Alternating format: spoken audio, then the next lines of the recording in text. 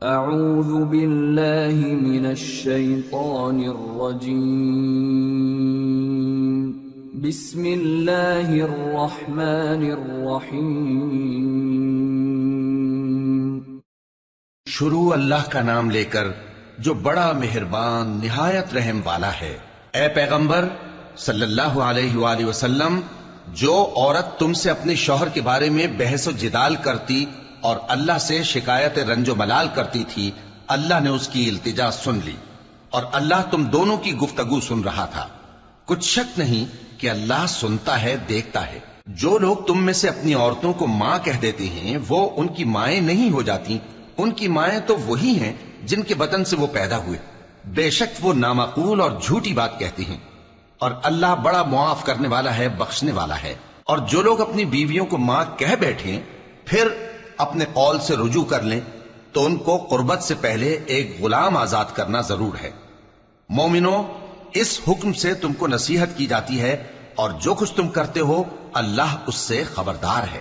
اب جس کو غلام نہ ملے وہ قربت سے پہلے لگاتار 2 مہینے کے روزے رکھے، پھر جس کو اس کا بھی مقدور نہ ہو اسے 60 محتاجوں کو کھانا کھلانا چاہیے۔ یہ حکم اس لیے ہے کہ تم اللہ اور اس کے رسول کے فرما بردار ہو جاؤ، اور یہ اللہ کی حدیں ہیں، اور نہ ماننے والوں کے لیے درد دینے والا عذاب ہے۔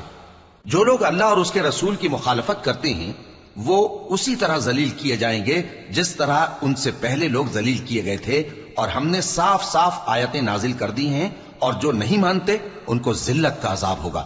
جس دن اللہ ان سب کو جلا اٹھائے گا تو جو کام وہ کرتے رہے ان کو جتائے گا۔ اللہ نے وہ سب کام لکھوا رکھے ہیں اور یہ ان کو بھول گئے ہیں، اور اللہ ہر چیز سے واقف ہے۔ کیا تم کو معلوم نہیں کہ جو کچھ آسمانوں میں ہے اور جو کچھ زمین میں ہے اللہ کو سب معلوم ہے؟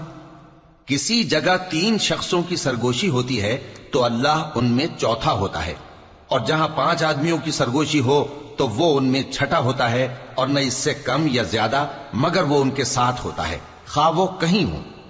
پھر جو کام یہ کرتے رہے ہیں قیامت کے دن اللہ سب ان کو بتائے گا۔ بے شک اللہ ہر چیز سے واقف ہے۔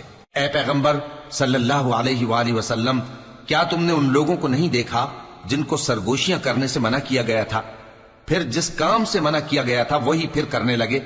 اور یہ تو گناہ اور ظلم اور پیغمبر صلی اللہ علیہ وآلہ وسلم کی نافرمانی کی سرگوشیاں کرتے ہیں، اور جب تمہارے پاس آتے ہیں تو اللہ تعالیٰ کے بتائے ہوئے الفاظ کے بجائے دوسرے الفاظ میں تمہیں دعا دیتے ہیں، اور اپنے دل میں کہتے ہیں کہ اگر یہ واقعی پیغمبر ہیں تو جو کچھ ہم کہتے ہیں اللہ ہمیں اس کی سزا کیوں نہیں دیتا؟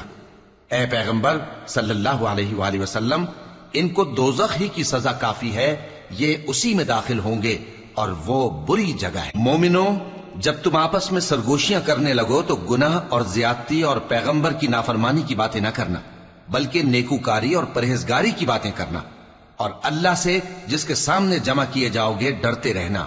منافقوں کی سرگوشیاں تو شیطان کے اکسانے سے ہیں، جو اس لیے کی جاتی ہیں کہ مومن ان سے رنجیدہ ہوں، مگر اللہ کے حکم کے سوا ان سے انہیں کچھ نقصان نہیں پہنچ سکتا۔ تو مومنوں کو چاہیے کہ اللہ ہی پر بھروسہ رکھیں۔ مومنوں، جب تم سے کہا جائے کہ مجلس میں کھل کر بیٹھو تو کھل کر بیٹھا کرو، اللہ تم کو کشادگی بخشے گا، اور جب کہا جائے کہ اٹھ کھڑے ہو تو اٹھ کھڑے ہوا کرو۔ جو لوگ تم میں سے ایمان لائے ہیں اور جن کو علم عطا کیا گیا ہے اللہ ان کے درجے بلند کرے گا، اور اللہ تمہارے سب کاموں سے واقف ہے۔ مومنو، جب تم پیغمبر کے کان میں کوئی بات کہو تو بات کہنے سے پہلے مساکین کو کچھ خیرات کر دیا کرو، یہ تمہارے لیے بہت بہتر اور پاکیزگی کی بات ہے۔ اور اگر خیرات تم کو میسر نہ آئے تو اللہ بخشنے والا مہربان ہے۔ کیا تم اس سے کہ پیغمبر کے کان میں کوئی بات کہنے سے پہلے خیرات کرو ڈر گئے؟ پھر جب تم نے ایسا نہ کیا اور اللہ نے تمہیں معاف کر دیا تو نماز قائم کرتے رہو اور زکوٰۃ دیتے رہو، اور اللہ اور اس کے رسول صلی اللہ علیہ وآلہ وسلم کی فرما برداری کرتے رہو، اور جو کچھ تم کرتے ہو اللہ اس سے خبردار ہے۔ بھلا تم نے ان لوگوں کو نہیں دیکھا جو ایسے لوگوں سے دوستی کرتے ہیں جن پر اللہ کا غضب ہوا؟ وہ نہ تم میں ہے نہ ان میں، اور جان بوجھ کر جھوٹی باتوں پر قسمیں کھاتے ہیں۔ اللہ نے ان کے لیے سخت عذاب تیار کر رکھا ہے۔ یہ جو کچھ کرتے ہیں یقیناً برا ہے۔ انہوں نے اپنی قسموں کو ڈھال بنا لیا ہے اور لوگوں کو اللہ کے رستے سے روک دیا ہے، سو ان کے لیے ذلت کا عذاب ہے۔ اللہ کے عذاب کے سامنے نہ تو ان کا مال ہی کچھ کام آئے گا اور نہ اولاد ہی کچھ فائدہ دے گی۔ یہ لوگ اہل دوزخ ہیں، اس میں ہمیشہ جلتے رہیں گے۔ جس دن اللہ ان سب کو جلا اٹھائے گا تو جس طرح تمہارے سامنے قسمیں کھاتے ہیں اسی طرح اس کے سامنے بھی قسمیں کھائیں گے اور خیال کریں گے کہ ایسا کرنے سے کام چل جائے گا۔ سنو، یہی تو ہیں جھوٹے۔ شیطان نے ان کو قابو میں کر لیا ہے اور اللہ کی یاد ان کو بھلا دی ہے۔ یہ لوگ شیطان کا ٹولہ ہیں، اور سن رکھو کہ شیطان کا ٹولہ ہی نقصان اٹھانے والا ہے۔ جو لوگ اللہ اور اس کے رسول صلی اللہ علیہ وآلہ وسلم کی مخالفت کرتے ہیں وہ نہایت ذلیل ہوں گے۔ اللہ نے یہ بات لکھ دی ہے کہ میں اور میرے پیغمبر ضرور غالب رہیں گے۔ بے شک اللہ زور آور ہے، صاحب اقتدار ہے۔